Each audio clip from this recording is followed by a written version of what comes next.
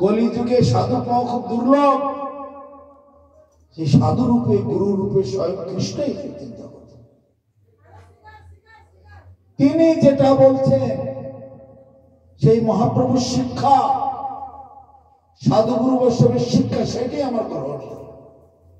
অন্য জগতে আর কে কি বললো কিন্তু আমার দেখা দরকার। সেই জন্য বললাম, মহাপ্রভু বলেছেন রূপানুগ সম্প্রদায়, রূপানুগ সম্প্রদায় করা। রূপানুগ মহাপ্রভু সেই রূপানুগ সম্প্রদায় জগৎকে বিতরণ করেছে। রূপ গোস্বামী প্রভু, যিনি পূর্বজন্মে ছিলেন রূপমঞ্জরী। রূপমঞ্জরী ছিল রাধারানীর অন্তরঙ্গ মঞ্জরীদের মধ্যে একজন হেড। রাধা গোবিন্দ নিভৃত কুঞ্জের মধ্যে আছেন, সেখানে কারো সেখানে অধিকার নেই, একমাত্র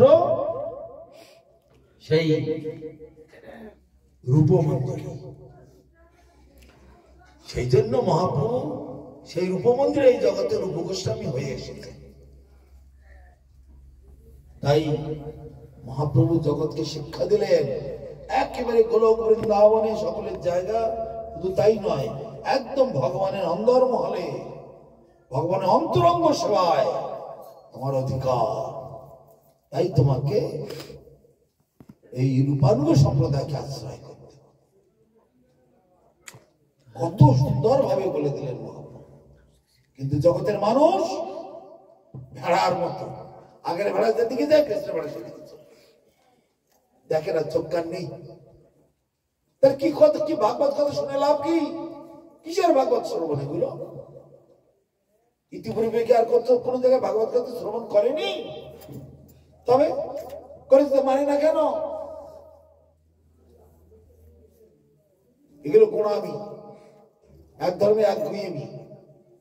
গোড়ামি দিয়ে, একগুঁয়েমি দিয়ে ভবসমুদ্র পার হওয়া যাবে না।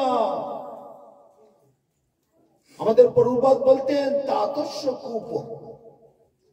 তাতস্য কূপ মানে, তাত মানে পূর্বপুরুষ, পূর্বপুরুষের কুয়ো। একটা গল্প, এক বাড়িতে একটা কুয়ো আছে 200 বছরের পুরনো। তার ঠাকুরদাদা কুয়োটা বানিয়েছে। সেই কুয়োর জল ঠাকুরদাদার বাবারা খেত, তারপরে লোকেরা খেত। ধীরে ধীরে ধীরে ধীরে সেই কুয়োটা দূষিত হয়ে গেছে, কুয়োটা ফেটে ফুটে গেছে। অনেক সাপ, ব্যাঙ, ইঁদুর লাফিয়ে কুয়োর মধ্যে পড়েছে, পচে গলে দুর্গন্ধ হয়ে গেছে। আর ফাটলের ভিতর দিয়ে অনেক লতাপাতা, আগাছা জন্মিয়েছে।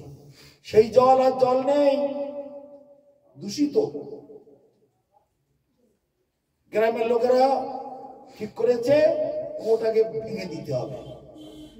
কিন্তু সেই বাড়ি, সেই গৃহস্থ তার ঠাকুর দাদার বাবা বানিয়েছে। না না না, আমার পূর্বপুরুষের স্মৃতি, আমার এটা পূর্বপুরুষের স্মৃতি, এটা কোনো ভাঙা যাবে না, নষ্ট করা যাবে না। না না, একটু দূষিত হয়ে গেছে। ও তার যাই হোক, আমি ওই কুয়োর জল ছাড়া খাবো না।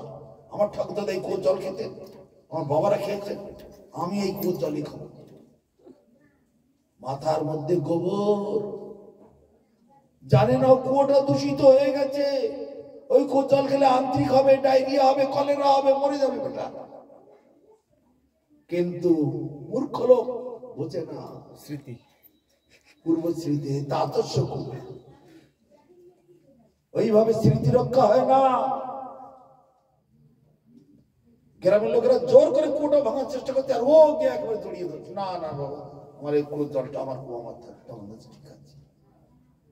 জগতের কিছু মূর্খ মানুষ আছে, এত ভালো জলের ব্যবস্থা হয়েছে, এত ভালো সব ব্যবস্থা হয়ে গেছে ধর্মের ব্যাপারে, কিন্তু তারা বোঝে না আমার বাবা যে অমুক গুরুর শিষ্য ছিল, আমার শাশুড়ি, আমার শ্বশুর সহোদর গুরুর শিষ্য, আমরা তাই করি। এই যে ভেড়া, এগুলো বলে ভেড়ার পাল। আগের ভেড়া যেদিকে যায় পেছনে ভেড়া সেদিকে। আগের ভেড়ারা এক জায়গায় ভেড়ার পাল মাঠে চড়তে গেছে, 1000 খানিক ভেড়া আছে। হঠাৎ সন্ধে হয়ে গেছে, সন্ধে ঠিক হয়নি, 4টে বাজে, এখনো 1.5 ঘন্টা বাকি আছে। কিন্তু আকাশ মেঘ করেছে, অন্ধকার হয়ে গেছে, সন্ধে সন্ধে মনে হচ্ছে। আর তার উপরে বৃষ্টি পড়ছে, ভেড়ার পাল তখন ম্যা ম্যা করতে করতে ছুটেছে। তা আগে একটা ভেড়া একদিকে ছুটেছে, সব সেদিকে ছুটলো। আগের ভেড়া সে বৃষ্টি প্রচুর হয়েছে, মাঠে জল ভরে গেছে, ধান সব ডুবে মরে যাচ্ছে, গ্রামের লোকেরা রাস্তা কেটে কিছু জল বের করে দিচ্ছে ধানগুলো বাঁচাবার জন্য। তা সে ভেড়া যেতে গিয়ে সে রাস্তা লাফিয়ে যেতে গিয়ে ওখানে ওর মধ্যে লাফিয়ে পড়েছে, স্রোতে টেনে নিয়ে চলে যাচ্ছে। আবার আরে পেছনে ভেড়াটাও তো সেই পথে গেল, তার মধ্যে লাফিয়ে পড়লো, আবার পড়ে গেল। আরে জলে গিয়ে ওখানে সব হাঙর কুমিরেরা ছিঁড়ে ছিঁড়ে খাচ্ছে, হাঙর কুমিরেরা ছিঁড়ে ছিঁড়ে খাচ্ছে। একটা একটা করে লাফিয়ে পড়তে পড়তে পড়তে পড়তে অর্ধেকের বেশি শেষ। তখন পেছনের দিকে একটা বড় বলে, আরে আমাদের দলে তো অনেক ছিল, আর কই অর্ধেক পারানো না শেষ, সবাই লাফিয়ে পড়েছে। কেন আগের বেলা যেদিকে যাই সেদিকে যেমন যেতে হবে, সে ভুল করে পড়ে গেছিল। ভুল করে নয়, সে মনে করেছে এইটাই রাস্তা। ভেড়া তো উপর দিকে দেখতে চান না, না মাটির দিকে দেখতে চান। ওই এক গুইয়ে মানুষগুলো ওই জগৎ গোয়ার গোবিন্দ বলে অনেকে, গোয়ার তুমি ইংরেজিতে বলে অস্ট্রিমেট, গোয়ার গোবিন্দ, গোয়ার তুমি মার্কা লোকগুলো এরকম না, সোজা একটা ভেড়া পেছন দিকে ফিরে দেখে, আরে আমাদের লোক আর নেই, আমার দলে তো হাজার খানিক ছিল, কোথায় গেল? ভালো করে দেখে সবাই ওই জলের কেটে দিয়েছে রাস্তা, সেখানে লাফিয়ে পড়ছে, জল চলে যাচ্ছে। আর ওদিকে নদীতে সব হাঙর কুমিরে ছিঁড়ে ছিঁড়ে খাচ্ছে, জল একবার লাল হয়ে গেছে। আরে সর্বনাশ, তাহলে আমার তো ওই দশা হবে, আমার মা বাবা ভাই বন্ধু সব ওখানে বললো, আমারও তো ওই অবস্থা হবে। তা ঠিক আছে, আমি আমি আমি আমি আর ওর মধ্যে যাবো না, আমি উল্টো দিকে ফিরে থাকি, আর কোনো রাস্তা আছে কিনা দেখি। ম্যা ম্যা করতে করতে উল্টো দিকে যাচ্ছে। তাহলে এই ভেড়াটা কি ভালো করলো না ঠিক ভুল করলো? ঠিক করলো না ভুল করলো? বাংলা বুঝো না নাকি? কেন বলো না কেন? তো মুখে কথা বলেছে না কেন? গলায় ব্যথা? আপনি যেভাবে বলছেন হাঁ হু না করলে কি করে গল্প হয়? তাহলে এই ভেড়াটাই বুদ্ধিমানের কাজ করেছে। জগতের সব লোকের দুঃখ দুর্দশা দেখে সাধুরা ওই রকম সতর্ক হয়ে গেছে, না না না না, ওই জ্বলন্ত আগুনের মধ্যে আর ঢুকবো না। সংসার মানে জ্বলন্ত আগুন, সারা জীবন সংসার করেছ, সব আশেপাশে পাড়া প্রতিবেশী সবাই, স্বামী স্ত্রী ছেলে পুলে নাতি পুতি বউ, তারপরে আত্মীয় স্বজন সব নিয়ে সংসার করে কি সুখটা পেয়েছ? একটা সুখ পাওয়া লোক দেখাতে পারবে? সারা পৃথিবীতে ১,৫০০ কোটি মানুষ, ১৫০০ কোটি মানুষ সারা পৃথিবীতে। একটা সংসার কি একটা মানুষ সুখে দেখাতে পারবে? কিন্তু তবু তোমার ছেলেটা বড় হলে তো আগে মেয়ে খুঁজতে যাবে, একবার তো তার জন্য বলবে না তুই যা সাধুদের কাছে যা, কোনদিন বলবে না। এই কলিযুগে সেটা নাই। মহাভারতে বলছে কলিযুগের সন্তানের সব থেকে বড় শত্রুকে জানো? তার মা বাবা, দাদু দিদা আর ওই আপনজনেরা, এরাই সন্তানের সব থেকে বড় শত্রু। এরা ওদের হাড় মাংস রক্ত সব চুষে চুষে খাচ্ছে। কিন্তু যে সন্তান শক্তিশালী হবে, মা বাবা ভাই বন্ধু কেউ তার পাশে যেতে পারবে না। তা সন্তান যদি এরকম ভেড়া মার্কা হয়, তা ভেড়া মার্কা ছেলে মেলে হলে ওই ভেড়া মার্কা মা বাবার কথা শুনবে? সন্তান যদি স্ট্রং হয়, ভেড়া মার্কা মা বাবা আপনি লাইন হয়ে যায়, বুঝলে? আমার কথা শুনতে খুব খারাপ লাগবে, বড় কড়া কড়া ভাষায় বলি তো, বলছি তো। মা বাবা যদি এরকম ভেড়া মার্কা হয়, তো ছেলে পেলে বাস্তব ওইরকম হবে। কিন্তু ছেলেমেয়ে যদি শক্তিশালী হয় ওই ভাড়া মার্কা মা বাবা লাফালাফি করতে পারে না, জব্দ হয়ে থাকে। কত ছেলেরা বাড়ি থেকে চলে এসেছে আশ্রমে, মা বাবা এসে থানায় কেস করেছে, পুলিশ এসে মঠে মানে ধরা হয়েছে, তলবদারি করছে। আমাদের গুরু মহারাজ বলছেন গেট খোলা আছে, তোমাদের ছেলেগুলো তোমরা নিয়ে যাও, আমরা কাউকে ধরে রাখিনি, আমাদের গেট খোলা, যে কেউ আসতে পারে যেতে পারে। গুরু মহারাজ সোজা বলে দেবেন, আমরা তোমাদের ছেলে কোথায় থাকে, কি নাম, কোথায় বাড়ি, আমরা কিছু জানি না, এসেছে মঠে সেবা করছে, প্রসাদ পাচ্ছে, পুড়িয়ে গেল। তোমার ছেলেকে আমরা ধরে আনি, যেতে বলুন। আমি যেতে বলতে পারবো না। কেন? আমি ডাকিনি তো। কেন? তখন পুলিশকে বলছে, গুরু মহারাজ বলছেন পুলিশকে, আপনি রাস্তা দিয়ে যাচ্ছেন, রাস্তার পাশে একটা পুকুর, সেখানে একটা ছেলে পড়ে গেছে জলে, জল গেলে মরে যাচ্ছে, কোন রকমে ঘাস লতা পাতা ধরে উপরে ওঠার চেষ্টা করছে, আপনি কি করবেন বলুন? সাহায্য করবো, তুলে আনবো। টেনে উপরে তুলবেন না ঠেলে আরো জলে ফেলে দেবেন? তুলে নিয়ে আসবো। হ্যাঁ, টেনে উপরে তুলবেন না ঠেলে আরো জলের মাঝখানে ফেলে দেবেন? তুলে নিয়ে আসবো। ওই এক কথাতে পুলিশের মুখ বন্ধ হয়ে গেল। তেমনি ও পড়ে গিয়ে জল গিলছে, কোন রকমে বাঁচার চেষ্টা করছে, তাই একটু এসেছে, আমি ওকে ঠেলে আবার জলে ফেলে দিতে পারি না। পুলিশের মুখ বন্ধ হয়ে গেল, পুলিশের আর মুখে কথা নেই।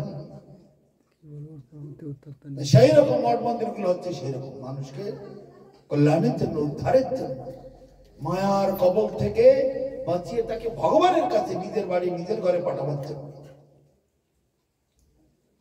কিন্তু এদের শত্রু এই মা বাবা, দাদু দিদা, আপন জনেরা, এদের পরম শত্রু এই কলিযুগে।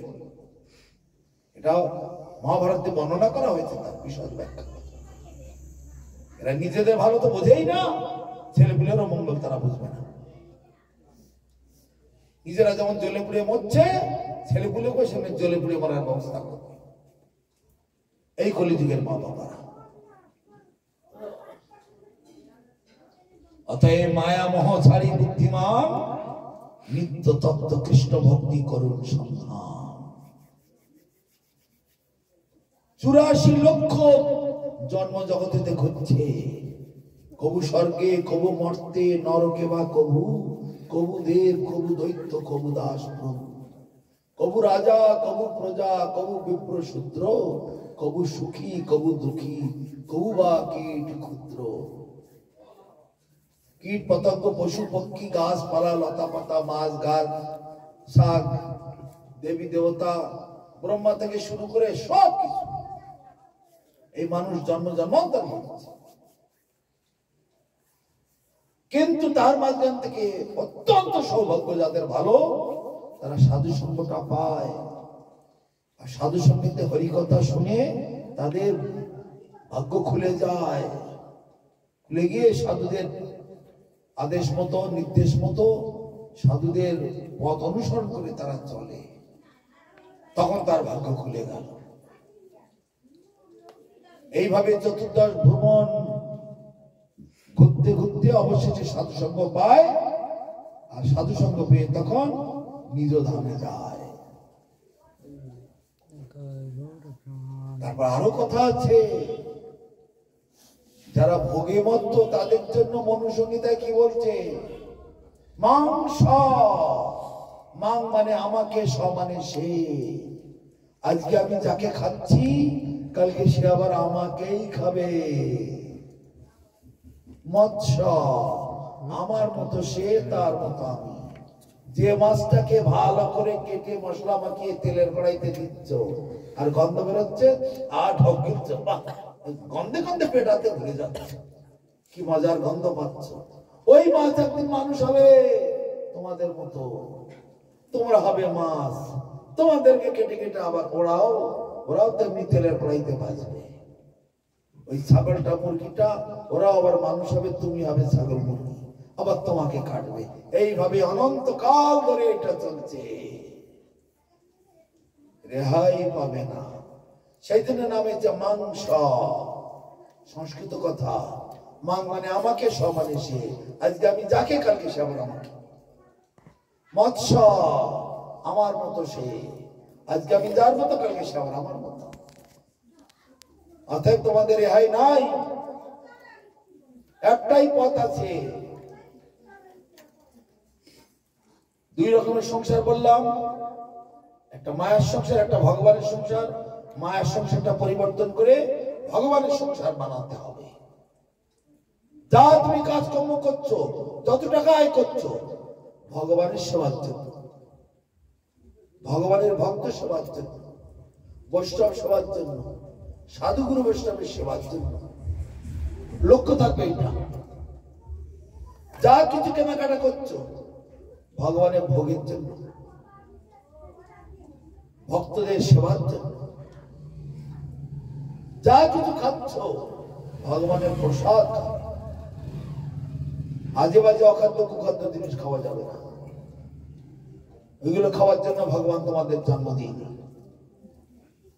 ওই হাঁস মুরগি, তারপরে মাছটা, যেগুলো শিয়াল, কুকুর, বাঘ, ভাল্লুক, তারপরে শুয়োর, সিংহ, ওইসব মাংসাশী জীব যারা, তারাই খায়। 4 রকম ব্যাং খায়। ব্যাং তো সাপকে খাবার জন্য দিয়েছে, মানুষের ধরে ধরে খাচ্ছে। সে সাপকেও খাচ্ছে, ব্যাংকেও খাচ্ছে। মাছগুলো অন্য মাছে খাবে, মাছে মাছ খায়, পশুতে পশু খায়। যদি কেউ মরা মাছটা ডাঙায় পাওয়া যায়, শিয়ালগুলো সেগুলো খায়। তাহলে মাছে মাছ খাবে, পশুতে পশুর মাংস খায়, এইসব নিয়ম। দাঁতগুলো সেইভাবে তৈরি করে দিয়েছে সকলকে। ঘোড়ার দাঁত, গরুর দাঁত, ছাগলের দাঁত, হরিণের দাঁত যেন সমান, মানুষেরও দাঁত তেমনি সমান। কিন্তু বাঘ, সিংহ, শিয়াল, কুকুর বল্লমের মতো দাঁত। কেন? অন্য জীবকে ছিঁড়ে ছিঁড়ে খাবে, এই জন্য বল্লমের মতো দাঁতগুলো দিয়েছে। কিন্তু তোমরা সেগুলো শোনো? কোনদিন শোনো না, কোনদিন মানো। ওই শিয়াল কুকুরের খাবার, বাঘের খাবার, সিংহের খাবার তাদের কাছে কেড়ে নিয়ে তোমরা খাচ্ছ। হয়ে যাবে এরকম বাঘ সিংহ, শিয়াল কুকুরের জন্ম হবে পরবর্তীকালে। যতই নাতি পুতির আদর করো না কেন, কেউ তোমাদের ঠেকাবে না। তারপরে তোমাদের সমাজে আবার কি শ্রাদ্ধ, এমন শ্রাদ্ধ হয়, ওই নাতি পুতিরা তোমাদেরকে ভূত প্রেত লোকে পাঠাবে। যেমন করে তোমরা তোমাদের মা বাবা, শ্বশুর শাশুড়ি, তাদেরকে ভূত প্রেতের লোকে পাঠিয়েছ। কথাগুলো শুনে বড় খারাপ লাগছে, তাই না? শাস্ত্রে বলছে, কেন আমার এই কথাটা কেন বললাম? পদ্মপুরাণে বলছে, যৌন দদ্দাধারের ভুক্তাং পিতৃনাং শ্রদ্ধ কর্মণি অষ্টন্তি পিতরস্তস্য বিমূত্রাং সততাং দ্বিজঃ। কৈলাস থেকে শিব বলছে, হে ব্রাহ্মণের দল, তোমরা যে শ্রাদ্ধ করছো, ওইসব মাছ মাংস দিয়ে শ্রাদ্ধ করছো, পিতৃপুরুষগণের কি গতি হচ্ছে জানো? কি গতি হচ্ছে প্রভু? আরে ওদেরকে ভূত প্রেতের লোকে পাঠাচ্ছ তোমরা।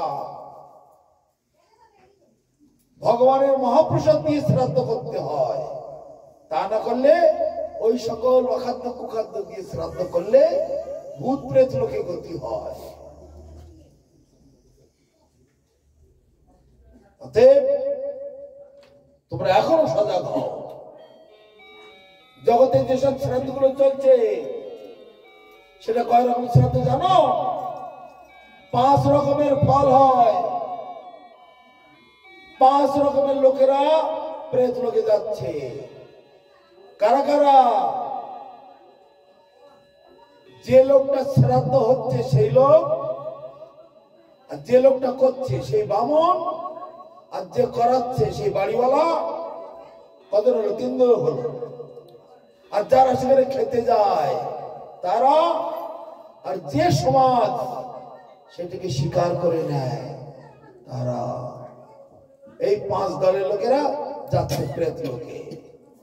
তোমরা যেমন তোমাদের মা বাবার শ্রাদ্ধ করেছো, শ্বশুর শাশুড়ির শ্রাদ্ধ করেছো, ভূত প্রেতের লোকে পাঠিয়েছো, তোমাদের ছেলেপুলে নাতিপুতিরা তোমাদেরকেও সেরকম ভূত প্রেতের লোকে বানাবে। এখন থেকে রেডি হয়ে থাকো। ভূত প্রেতের লোকে কি খেতে হবে? মলমূত্র খেতে হবে, পুজ রক্ত খেতে হবে, ভাগাড়ের পচা গলা মরা এইগুলো খেতে হবে। যত দুনিয়ার নোংরা পচা শ্মশানের অবশিষ্ট মরা পোড়া পড়ে থাকে ওইসব খেতে হবে। ভূত প্রেতরা ওইগুলো খায়। সেজন্য ভাগাড়ে, শ্মশানে, নর্দমার কাছে ওইসব নোংরা জায়গাতে ভূত প্রেত থাকে, ওখানে গেলেই ভূতে ধরে।